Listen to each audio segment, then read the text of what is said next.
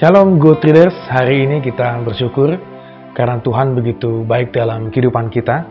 Dan kita akan kembali lagi lanjutkan renungan kita di Matius pasal 10 ayat 1 sampai dengan yang ke-15. Yesus memanggil ke-12 muridnya dan memberi kuasa kepada mereka untuk mengusir roh-roh jahat dan untuk melenyapkan segala penyakit dan segala kelemahan. Inilah nama ke-12 rasul itu.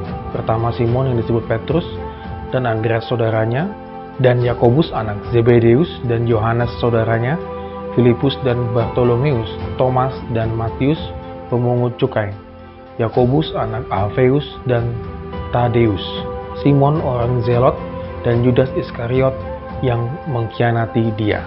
Ke-12 murid itu diutus oleh Yesus dan ia berpesan kepada mereka, "Janganlah kamu menyimpang ke jalan bangsa lain atau masuk ke dalam kota orang Samaria, melainkan pergilah kepada domba-domba yang hilang dari umat Israel.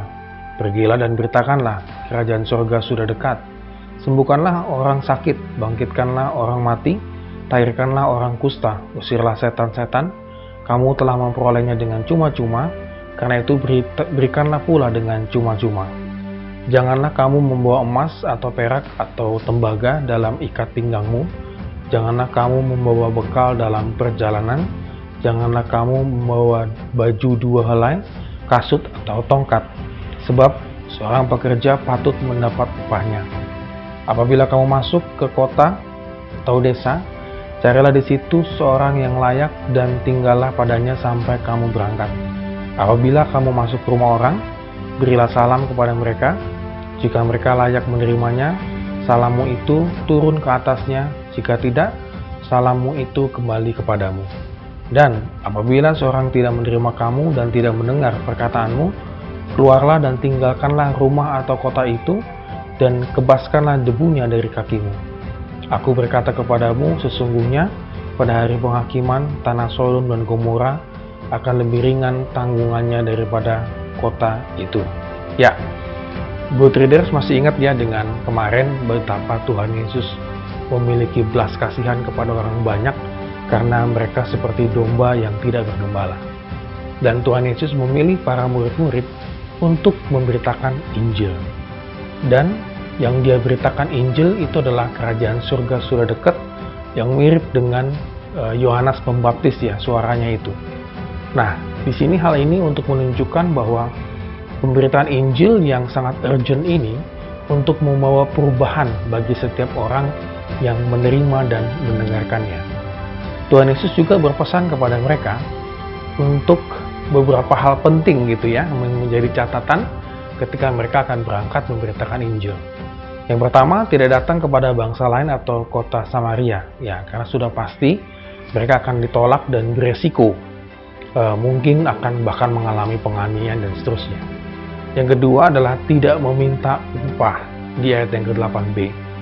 Hal ini untuk membedakan pada zaman itu memang banyak orang-orang yang pura-pura menjadi nabi, guru, dan seterusnya itu dengan tujuan itu uang, mengadakan mujizat, mengadakan hal-hal yang spektakuler, ujung-ujungnya mengumpulkan uang. Nah, para murid motivasinya tidak demikian. Yang ketiga, tidak membawa barang berharga, ya supaya tidak terjadi perampokan atau mengandalkan barang berharga itu, karena memang tidak akan tahu apa yang akan terjadi. Yang keempat, tidak membawa bekal yang berlebihan, karena pasti akan ada berkatnya, kalau kita perhatikan di ayat yang ke-10. Yang kelima, carilah orang yang memberikan tumpangan, ayat 11 sampai dengan yang ke-13. Dan fokus daripada pemberitaan Injil ini, kembali lagi, Tuhan Yesus tekankan, itu di ayat yang ke-9, domba-domba yang hilang dari umat Israel. Seperti apa sih domba-domba yang hilang ini? Kalau Good Readers masih ingat lagi ya, pembahasan kita sebelum-sebelumnya, seperti kepala perwira, ibu yang sakit, pendarahan, kepala rumah ibadat, dan lain-lain. Sementara, kebaskanlah jubahmu begitu ya, bagi tempat atau rumah yang menolak Injil, di ayat 14 sampai dengan yang ke-15. Jadi Good Readers, kita bisa lihat di sini bagaimana Tuhan betul-betul mempersiapkan para murid ini untuk memberitakan Injil bagi mereka yang membutuhkannya. para murid diperlengkapi dengan kuasa Tuhan. Bagi Tuhan Yesus ini cukup untuk modal mereka utama memberitakan Injil. Lalu bagaimana dengan kita? Ketika kita percaya Tuhan Yesus adalah juru selamat kita, maka kita menjadi murid Tuhan, maka kita pun harus tetap memberitakan Injil. Ada kuasa yang Tuhan berikan kepada kita. Kita juga harus selalu peka bahwa mungkin ada orang-orang di sekitar kita yang membutuhkan Injil itu. Sehingga ketika kita sampaikan, maka Injil itu akan berkuasa atas kehidupan orang itu. Oleh karena itu, Good Readers, pada hari ini mari kita renungkan kembali ya. Kita harus tetap memiliki semangat memberitakan Injil kepada siapapun. Dan Tuhan pasti akan menuntun kita untuk kepada siapa kita akan memberitakan Injil. Bahkan mungkin kepada orang terdekat kita atau orang yang lain. Oleh karena itu, mari kita tetap fokus hidup kita untuk memberitakan Injil.